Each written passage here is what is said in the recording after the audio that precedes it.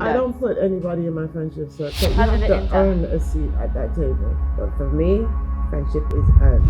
On this episode of Open Up, we sit down with British Nigerian actress, model, and reality TV star Venita Akpofure.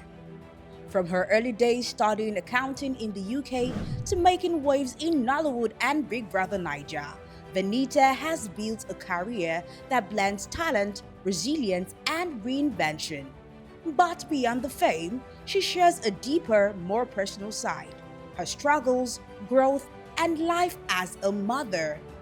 Get ready for an unfiltered conversation that reveals the woman behind the spotlight. Actually, I came in week 5 and I left week 11. First emotions that I felt was betrayal.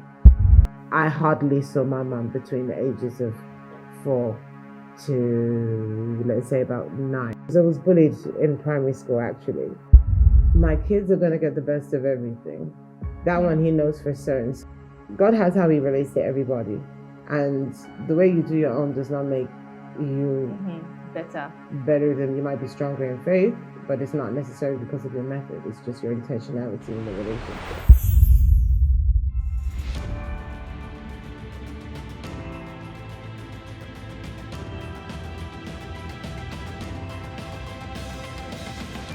The Open Up Podcast Season 2 is brought to you by Credit Direct. Hi, Venita. Hi, Amanda. Good to see you again. Yes. Always like when I see you. You're a bundle of energy. Thank you. Good vibes as well. Well, me, I like when I see you because it means business is going to be sorted out properly. I love that. Okay, welcome to the podcast. So right here, we are just about being real, having real conversations, and getting to know you better, getting to know sides to you that maybe the public might not see all the time. For instance, I have seen the sweeter side of you, and you look really nice, by the way. Sweet side. There's no. I shouldn't tell anyone. Yes, it's okay. Okay, but maybe just on this podcast, we'll see a little bit of it. No? Sweetness used to put you in trouble, darling.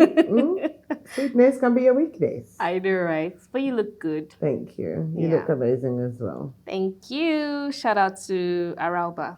I can see her work, her current signature. Yes, very nice. Thank you. Okay, so we're just going to go right into it. And, a lot of people know you as the very successful, popular, famous, beautiful, intelligent woman that you are.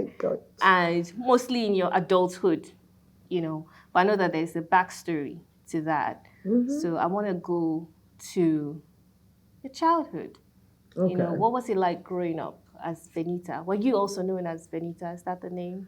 Well, I have other names which people have come to learn, but I was called my traditional name more often than my English name. And I grew up in Warri. I actually spent my childhood in between Warri and Benin. I went to a school called OLA, Our Lady of Apostles. So whenever I get asked about my childhood, the truth is, I think I had the most perfect childhood ever. I think that's very rare because a lot of people tend to, have a lot of trauma or different situations that inform, elements of their character later on in life. But I had a perfect childhood because I grew up with my grandparents. I think, if I grew up with my parents, it might have been a little bit different in the early stages of my life. But grandparents, they have all the time in the world. Especially if you're like one of like the first, second, third, fourth grandchild. They have your time. Anything you want, you have the attention, you're doted upon while your parents are busy. So I didn't pay any bills. I never worried about anything like that. I grew up in a very big compound and in very big families, quite doted upon, got a lot of attention, first granddaughter, so I would say that was probably the time of my life where unicorns, rainbows, peaches, everything was It was great. so sweet. Yes. But you mentioned grandparents. I'm wondering, were your parents there as well? So my mother was in the UK. Okay. And my father was in Nigeria. At the time, I just didn't really see them, so they could have been anywhere to me. But my mum was a first generation migrant, I would say, into the UK. So she came in of studying on a European visa in Belgium. So she had to work and do other things to retain and you know, just make sure she was fine. And my dad worked in Nigeria. So there was no one to look after me if she's working nights, if she's working, etc. So she made a very difficult choice when I was about 4 years old and had me go and stay with her mum while she was able to put in the grounding blocks together. And yeah, I didn't see her ever for the probably maybe like once every two. I could be wrong. Mum, please don't shoot me. I don't know. From what my memory can recall, I hardly saw my mum between the ages of 4 to, let's say, about 9. She will probably have, you know, a day that she came, that she did see me, but I can't recall. So until I was about maybe 9 or so, you know, yeah, 9 or so, I moved back to the UK to return home. So yeah, obviously I saw her plenty then. Yeah. Were there any conversations like, oh, for the past 9 years, I didn't have a lot of your attention, or you were fine with it? Wow. It's not something that generation does. They don't discuss things. They just smile, pray, and are positive. Yeah, and handle suffering. That's it. So what was your transition like going to the UK as a young person? It was funny. I like the fact that, you know, it was a much more developed country, but I spoke a bit differently. I think I smelled a bit differently. I wanted to eat different things in the cafeteria. The things I used to eat were no longer there. So yeah, it wasn't easy, but I adjusted. Yeah, but I was dropped in at what would be primary 4 now, what we would consider primary 4. If it was any later than that, it might have been more difficult because kids can be quite mean. But yeah. So you adjusted quite well. I adjusted quickly enough. Yes, I would not say I felt like I was so confident and successful in my primary school, but by the time I was in secondary school, yeah, people just knew not to mess with me. So what happened was I was bullied in primary school, actually. And then I adopted the behavior in terms of self-preservation.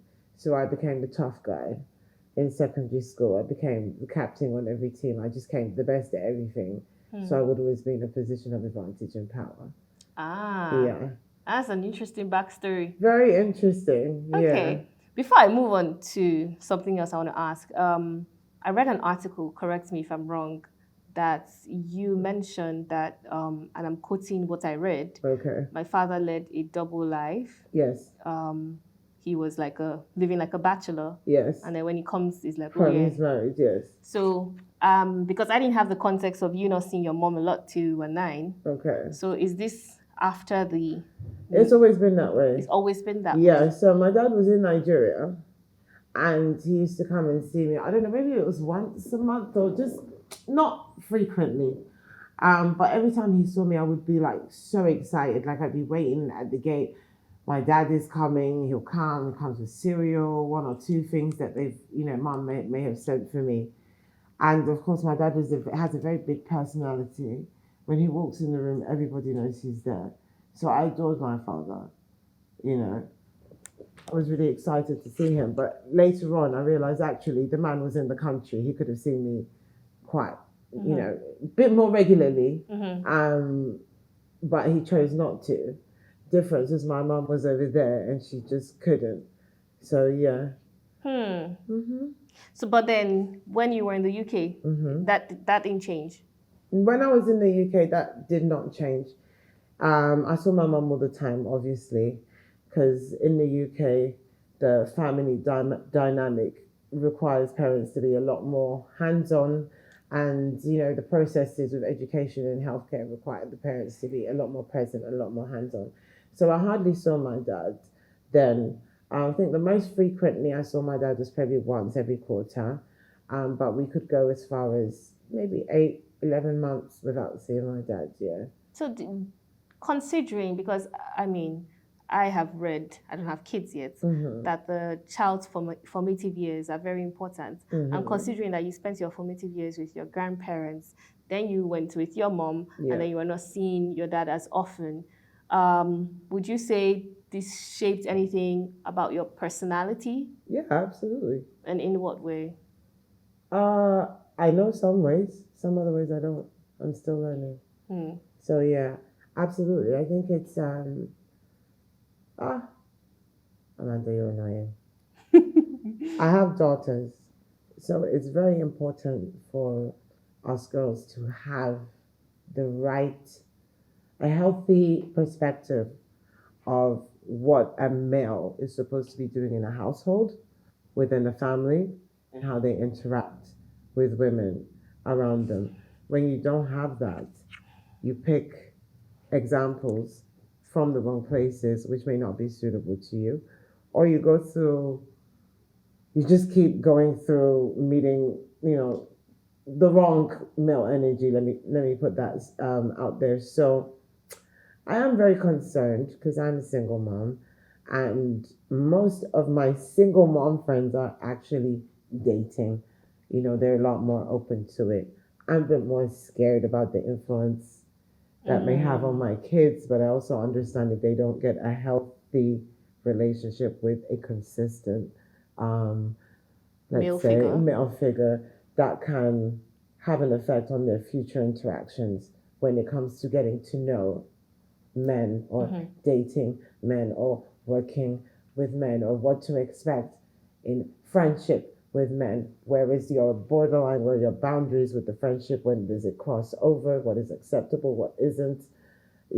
So that's something that's of concern for me. But next year I'm working on it. I'll get a boyfriend. I think it sounds like a lot of self-awareness to be able to pinpoint, because we're trying to look at the backstory of what makes you you. Yes.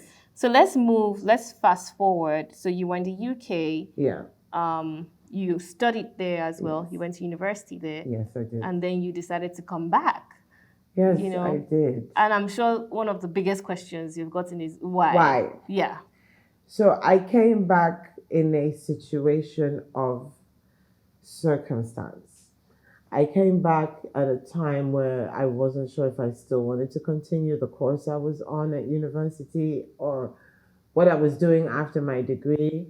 And I was in a job, I think I was in an internship that I really, really hated. So, come to Nigeria, I don't want to go. It reminds me of all this, it's associated with this and the past. Come and see how it is. I finally came to experience Nigeria as an adult, and it was a completely different ball game.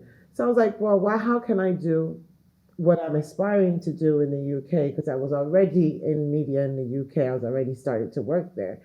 Here, I think I can do really well. Let me set the stones. I was lucky enough to have people like Clarence Peters and Kelechi Amadi Obi very early in my career as mentors throughout my work and placement. And it's gone from there. So when you're doing what you like, you don't know where the time goes. So I chose to follow my passion. So my passion has kept me here, because it's not because the economy is so great, or because I'm paid so well. Or, no offense, I love us, but we're not like the most amazing people in the world either. Yeah. So it's not that. It literally is my passion, and I'm glad that I'm able to express that on this turf. I would hate to be on the outside trying to show how African or how Nigerian I am. I suppose I've worked hard enough. I believe I'm recognized as daughter of the soul here. So now I don't mind. We can branch, but we can go back maybe. But home is home. So here is home.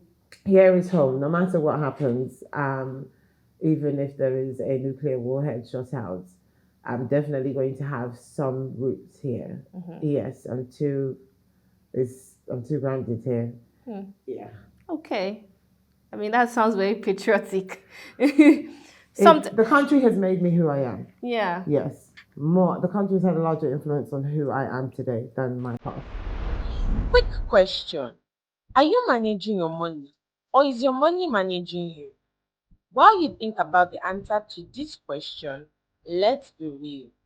Handling your money and your finances for your business sometimes feels like a full-time job. And as adults, we all need that extra help every once in a while. There are three areas that I always try to be on top of. The first, be finding ways to continuously grow my money and ensure that I am getting the most out of what I have. The second bit is always being able to get those last minute purchases that I actually needed, whether for myself or for my loved ones. And guys, let's be real.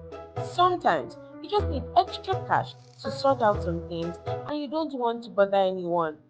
My point is that as adults, we all need that brand that we can trust when it comes to money matters. And Credit Direct is that brand for me. Because with them, I can find solutions for all my money necessities.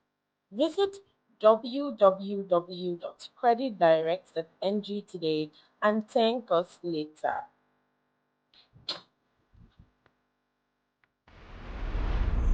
I get that. I'm not going to go deep into Big Brother because, I mean, we all know Yes. you from going twice So I don't know who sent me a message. to Big Brother. Venita, why? So I'm just going to skip that. We know that, yes, that happened. And we also know the association. We know the fan base, the unicorn family. Touch it if you want to touch it. Yeah, so the reason why I'm not touching it per se is because it's the personality we all watched. You know, and we're trying to see sides to you that we don't know. Yeah. But what I wanted to ask about Big Brother is that, you know, when you got on there, the personality that people took away was, Venita is obviously beautiful, but very fierce, feisty. If you cross the line, she'd give you hot. Hot. Yes. And I think my question is, also even in meeting you in person, you drop that once. You do drop that once in a while. Yeah. That personality, is it consistent to you? I'm drawing you back to secondary school, where you said you had to be in those positions to self-preserve. Probably, yes. So, like I said, in primary school, you eat funny, you talk funny, you smell funny. Secondary school, that was not going to happen to me.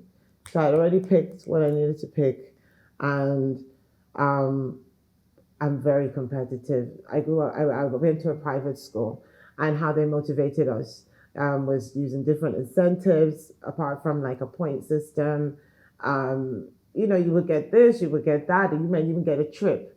So I grew up in an environment of children that were very academically able, very intellectual, and just wanted to prove themselves.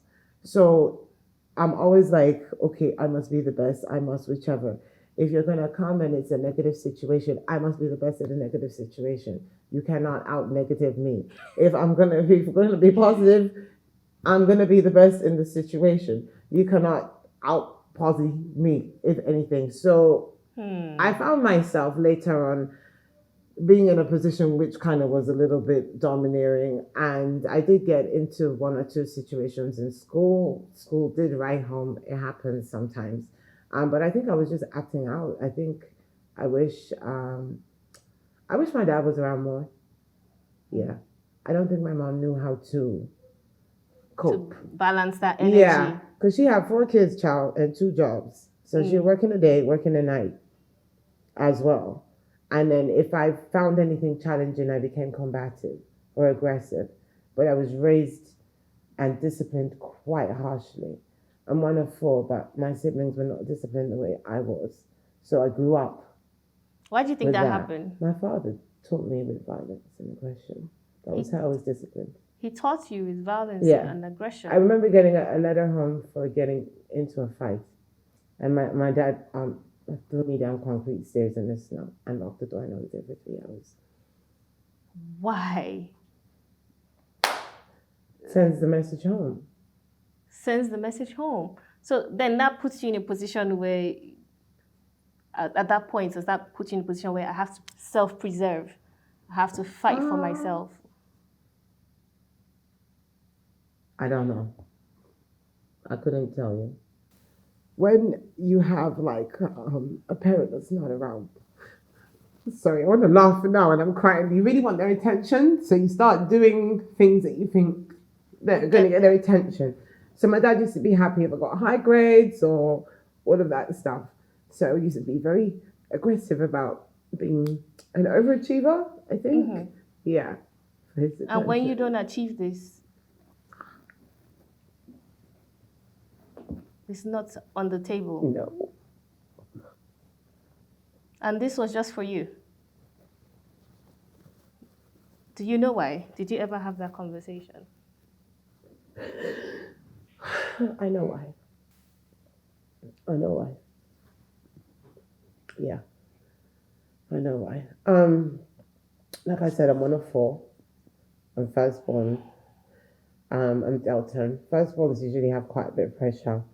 But in my case, in the UK, my parents were I was in private school in the UK, which is very, very expensive.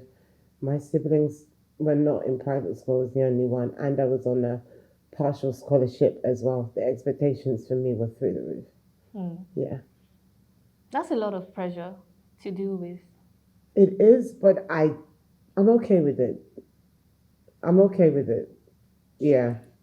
You have, because, I mean, first of all, I'm so sorry that No, I'm bringing it's out fine. these emotions. I didn't even realize half of the, like, oh, girl, I didn't think about that. So it's fine. If I get emotional, probably you're coming from an angle I haven't really thought about it. Yeah. But I really wanted to be validated by my dad. So I overachieved. If he noticed, great. If he didn't notice, fine. But I was a child that went to private school, the firstborn. The expectations were set to me. I was the most disciplined one. Yeah, because by the time the others came, they weren't even getting snacks at all. So yeah, it was a lot on my shoulders, but I'm grateful.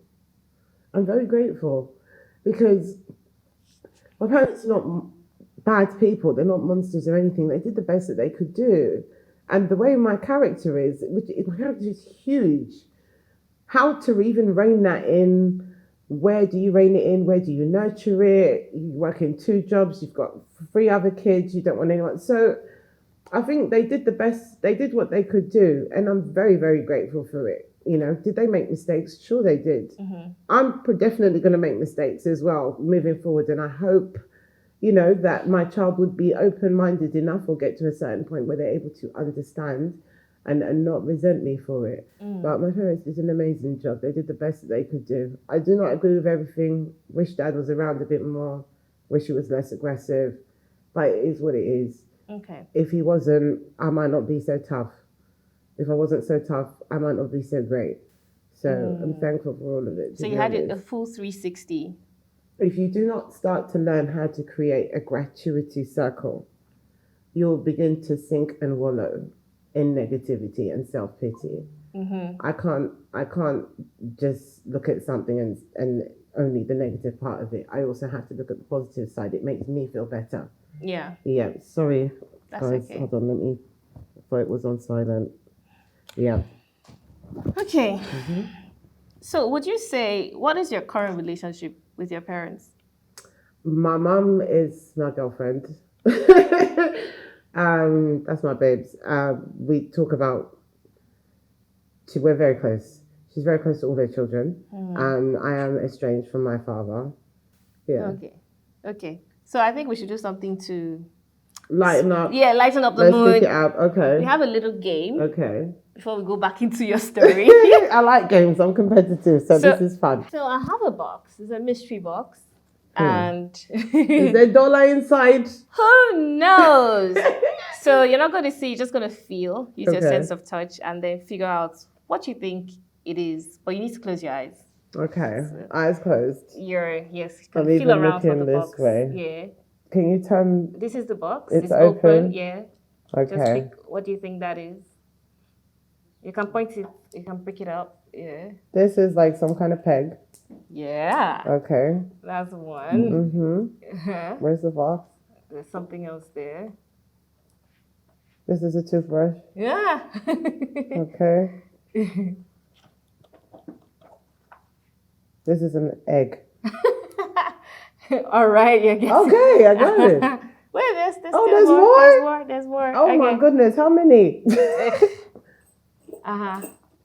Oh, I'm sure that's obvious. So, but what do you think that is?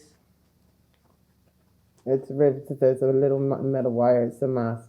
It's a mask. It's a little wire. Yeah, here. Yeah. At the top and at the... Don't open. There's still some more. Hey. Uh-huh. I'm sure. This is a fork. Uh-huh.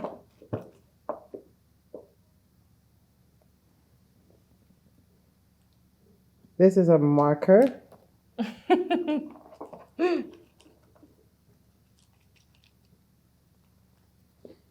Are you two? Are you two? I can use my other hand to fill, right? Yes. Go ahead. It feels like an accessory.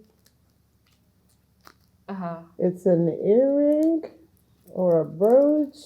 Hmm. It's an earring, but it Okay. has been tied with an elastic to a piece of card. Okay. Yeah. Yes, it's an Two more earring. items. It's an earring. Uh-huh. This is a smartwatch. All right. And of course, I'm sure this is very easy. If I can pick it up, bunch of keys. Yep. Are we done? Yes, you're done.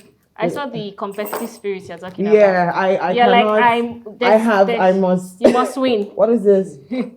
Oh, it is an earring. Yes. Yeah. Okay. You got I got everything. Yeah. So Voila. Problems. nobody can bamboozle you. Like, I don't want to be bamboozled. All right. So moving on to our conversation. Okie dokie. Thank you for playing that little game with us. Oh, I like it. Okay, so now we were at when you came back and your personality, which I think we found like a point where that started. So of course, Big Brother happened. Do you remember feeling that fame, that coming out of the house the first time, and then yes, maybe you had been used to TV, so you had a background there, but just understanding that you had tons of people that were literally like fainting for you. How did that feel like? Okay. If that was the case, I didn't knew. The first time I went in and I came out, it was a lot, but you have to also bear in mind I didn't start this season. The first season I went into the house, I did not begin at the initial day of competition. So even though I was there for 6 weeks actually. I came in week 5 and I left week 11 in Pepidem season. And I remember one of the first feelings, the first emotions that I felt was betrayal. Because when I came on stage, you come out, Ebuka has this section where he interviews you before you start going in and getting told what's really happening in the world. And the first thing I watched were people that I thought were my friends putting me up. Yeah, that did something. So that did something. So the second time, everybody was going to get it. Everybody, anybody, if you show me one sign of, not falling into a loyal step with me, yeah, because this second time I was going to do it my way and tell my story. It was not coming to be in anybody's story. And I was already aware that people that I care about may possibly do that. And in that house, when I first went in, I think out of the 25, maybe like 20 were people that I'm in communication with or I'm cool with. So I knew my emotions were going to be what everybody knew to work on, to play at. And at some point, you just have to be a monster. Yeah. I find that quite interesting because your first emotion that you can remember is betrayal. When I came out of the first season. time. The second one was when I now that one I was crying You were coming you off. were ready. Yeah, but I was still surprised because I wasn't sure how it would be received. So I just knew that whatever you've done, the Sha will remember you because you had 6 days or 7 days left of the whole competition. So you would definitely be spoken about, but at what capacity, I don't know. So when I came out and, you leave the house and there's like a dark tunnel, literally. And then you have the stage doors, which you are behind. There's wires, there's people trying to get you here. You come out. That's the first thing. They were literally screaming. I just was crying. If you actually go and look at it, I was crying and I was like, I said, I was not going to do this. I said, I was not going to cry. But I was just overwhelmed because I was like, whatever it is, I've signed my name my way. And they know it. Yeah. I've heard a lot of big emotions from you. I've heard betrayal. I've heard you were so overwhelmed, you were crying.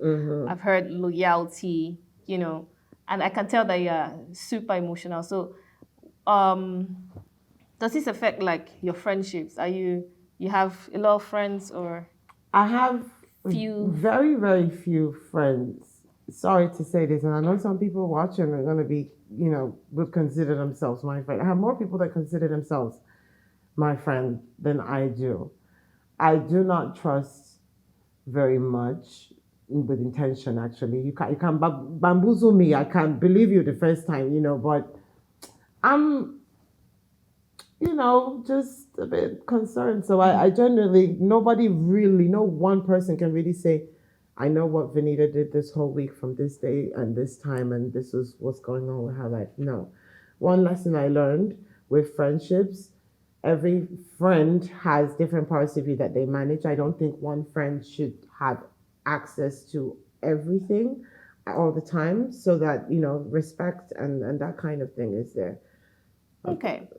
So, we've talked about how you interact with colleagues, and now you're talking about friendship. It's like compartmentalized. You have to, because I grew, like I said, initially, I was born in the UK, and then I did spend my adult formative years in the UK. So what friendship is there and what friendship is here are a little bit different. In the UK, if my friend is with me and I say, hey, can you help me just give me this carton of Ribena? I'm really thirsty. And they don't, or they can't for whatever reason, it's nothing. Here, you're a bad friend if you don't give me what it is that I want from you. You don't need to want anything for friendship on that side. So I really struggled with that. I think I struggled for a long time with that here, because the concept of friendship back here is quite different. What can you do for me? Exactly. It's what can you do for me? So I just...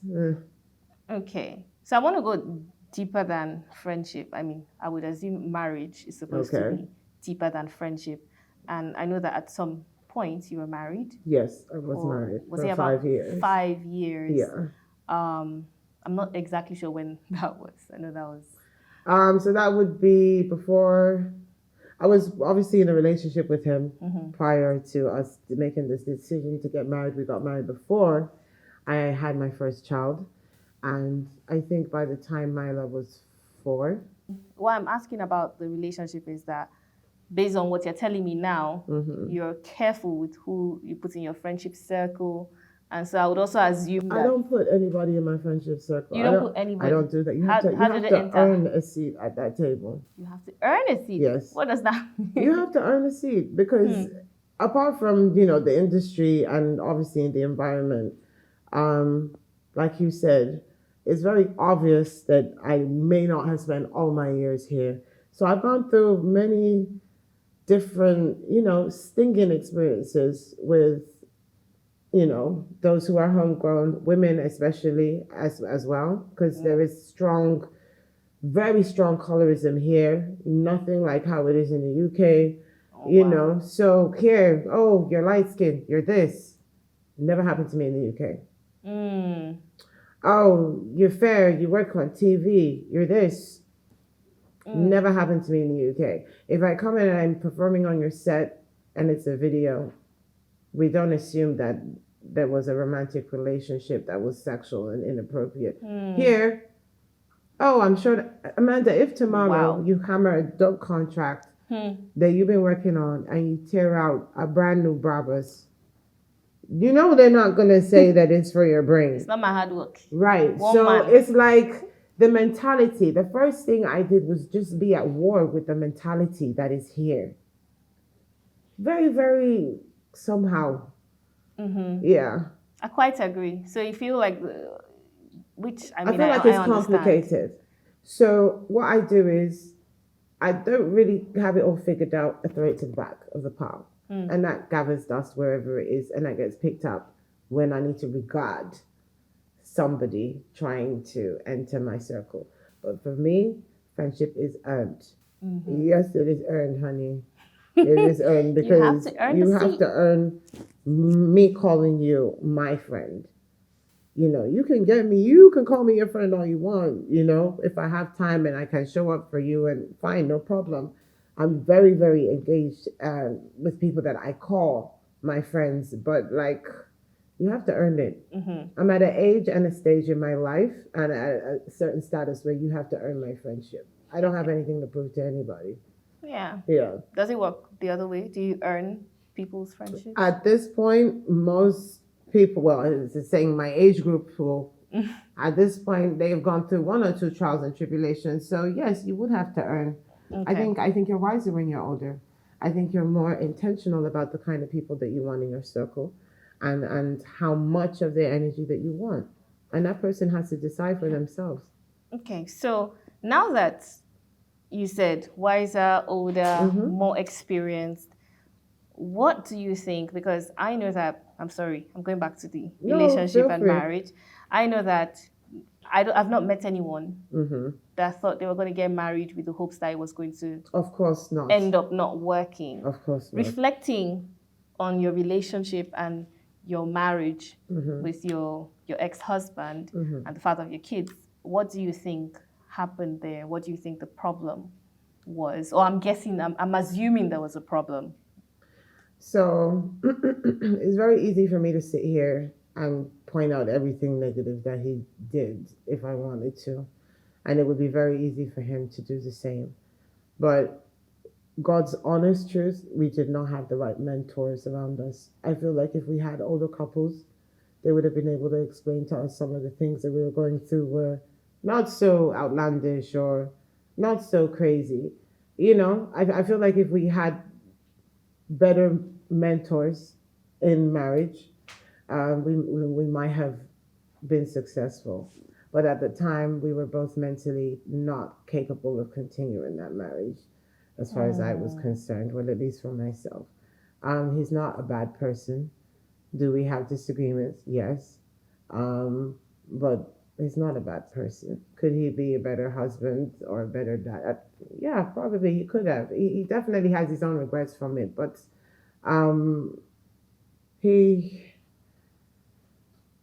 child, we don't know. I don't know, but I just wish I had older people that would have spoken to us a bit. Yeah. I find it very, because I mean, this is not the first time I've read you talking about this, and I'm not even fishing for anything. I know. But I genuinely am curious because I find it very interesting and refreshing that you consistently are not trying to put him in a bad light. I mean, I'm not saying I haven't. On occasion, there are some things that I may say or do that he's like, why did she do that? You know, I want to speak my truth, but I also do not want to disrespect the person. This is somebody I cared for and I loved, you know, and I still do care for. That's the father of my children. He hates bikini pictures. He hates when I say, oh, the marriage and this is how he hates it. Who would want to, you know, be gently reminded? He's human at the end of the day. But like, we just do our best and we just push forward. I just hope that he can continue to forgive me and I continue to forgive him. But we had children together, and my kids are going to get the best of everything. That one he knows for certain. So there's a certain peace of mind. If as a man, you know that even if you're not, you know, at the best of your game or whichever, that woman will go hell, sun, moon, and stars for your kids to be okay. He's chilling. He has peace of mind. He's very okay. So good friendship there or good relationship there. We sometimes Yeah. we're good, sometimes we're not so good. Okay. But what matters is that we're still in the boat, pushing the thing together. So yeah. Well, how has that experience been? You just said going to get the sun, moon, and stars. I go get the sun, moon, and stars, and this is my annoyance because I'm like, this is why am I getting the sun, moon, and stars? But people are different, and people are motivated differently as well. I've gone through times in my life where somebody so motivated can't get me to do anything. I'm just looking at you, and it has nothing to do with them. It's just whatever is going on in my head. So, I just wish him the best. If he ever needs my support, I will support him. Yes, on an occasion I may embarrass him, but that's okay. It's coming from a good place. I mean well. If I'm wrong, I will apologize. But what I meant by that was not even in regards to him, in regards to you. Okay. As going back to your story of how you had 9 years with your grandparents who doted on you, and then your mom, and then your dad is like heavy with the pressure, and then now currently having to be a single mom to two beautiful, wonderful kids, looking for the sun, moon, and stars for them. There's no space. What is the experience? And then juggling this with your career. There's no space. There's no space. I think I low-key kind of made it that way there. Why is that? I think it's very true. People make time for what they want. I think if I wanted, let's say, a more traditional situation, or if I wanted to be in have a relationship where the person is fully integrated, because they would have the space to do that, because I'm a primary custodian. I just think I'm scared of it, so I just throw work in it. That stuff goes to the back of the pile. Where there's so many other things. Yeah. It goes to the back. So is it in anticipation that somebody is going to come and change that, or do you think that starts with you? I think that starts with me. I think for the most of the years that I've been separated, I think I've thought somebody would come along and change that. But actually, no. It actually starts from, first of all, I need to be open-minded. Yeah. Why do you think that's not happening? I mean, you I said know fear. I'm not open like that. Like, I have a... No, because you have said that you feel that you're the one not giving the space. Yes. And you feel like there's a fear. Is the fear that maybe it's not going to work again, or is the fear about marriage in general? I think my biggest fear in life is failing. I think I've realized that, yeah. I don't like to fail anything. Ever. So if I fail at something, I'm like, okay, if I'm going to do it again, I can't fail. Girl, this isn't even a priority right now. You got kids, put it to the side. So I take my brain out of that space. Then time goes, and then you get to Christmas or Valentine's and realize nobody sent you flowers. No, nobody romantic, Sha. I don't say nobody, please continue to send me flowers, but you get what I'm saying. But yeah, I think coming into 2025, that's something that needs to change. Yeah. I would like to be softer. I would like to be more trusting with somebody taking direction or leadership. And see how I'm breathing in any area of my life. But yeah, I just have to try. I felt it like, that's scary. Like, to me, like, if you're doing that, the man is the leader, right? You don't want to disrespect the man. He makes the final decision. I can be alarm bells going off in my head. This is wrong. It's wrong. Who am I going to meet and trust with life like that? Okay. I'm genuinely hopeful that happens. You're not the only one. I'm genuinely You are not the only one. It'll be nice. But I realize it's more me. It's not even anyone else. I have suitors. There are people that, are so nice and kind to me and, very sweet to me all the time. But I'm not really that open. I have where you'll get to, and then, like, the more you get in, the more I close you out. I might even self-sabotage on top. Because I just don't want to deal with All of that. I can't fail. I cannot do it. No, Amanda. Imagine, I got married. Nobody really knew when I got married because my personal life I kind of keep it. Everybody knows you got married. Everybody knows you broke up. Everybody got an opinion, something to say, but you still have to deal with it.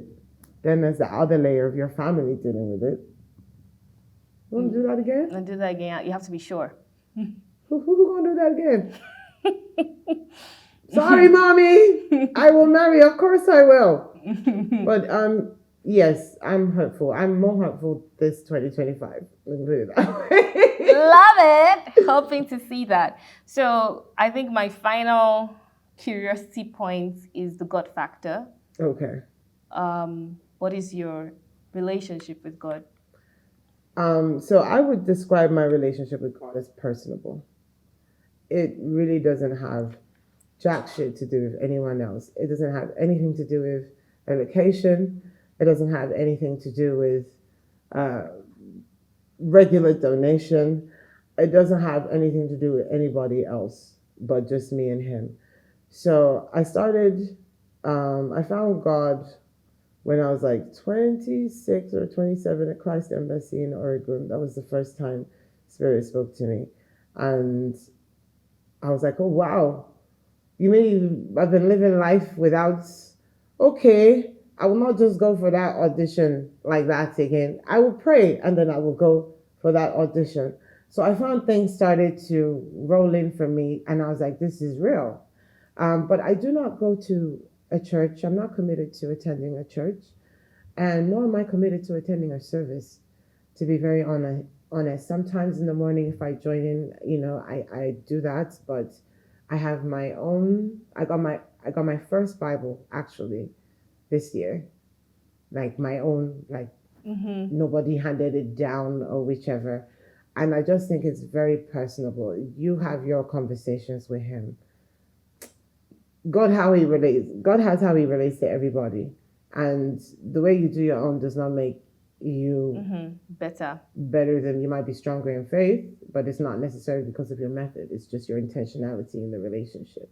Yeah. So for me, is there a reason behind not committing to service, not committing to church? Okay, so to be honest, my schedule is very, very erratic. If I'm filming, forget it, you're filming on the Sunday. I work through weekends, and I've done so for years. And I can be at any location. And I remember when I was younger, the anxiety of having to get ready on time, and if you're late, and then mom smacks you, and I just don't like that kind of pressure. But I do agree with committing to giving a dedicated amount of time to God. Yes, I just don't think that there needs to be a strict rule about when, or a strict method as to how. I don't go to a church to pay tithes does not mean I don't pay tithes in different ways in other people's lives. So it's a personal one. It's a personal one. Yeah, definitely. And you said you had an encounter with God when you were 26. I think it was about 26, 27. Oh. Yeah. Can you tell us about one encounter that was so powerful that it became, oh yes, God is real, God loves me, I didn't have like a dramatic, like all these classic kind of testimonies. But I can give you two instances.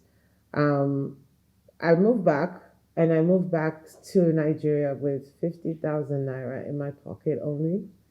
And I went to live with my auntie in Mende.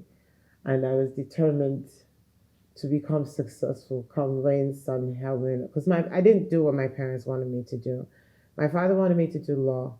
My mother wanted me to do medicine. I pissed them both off and did accounting, which was right in the middle. Then I said, oh, I'm done with this. I actually want to do what I want, which is fashion. So they were just waiting for me to get into, my flow of life, get comfortable. And then I jackpot to Nigeria, of all places where they can't even see anything. So there were a lot of times where, in that country, they take a lot of things for granted. You have healthcare, you can dial 911. If you're not working, you can also receive support. here, like I found myself in situations in like the belly of the dark where I'm like, at this point, it's literally God's grace. Pray it out.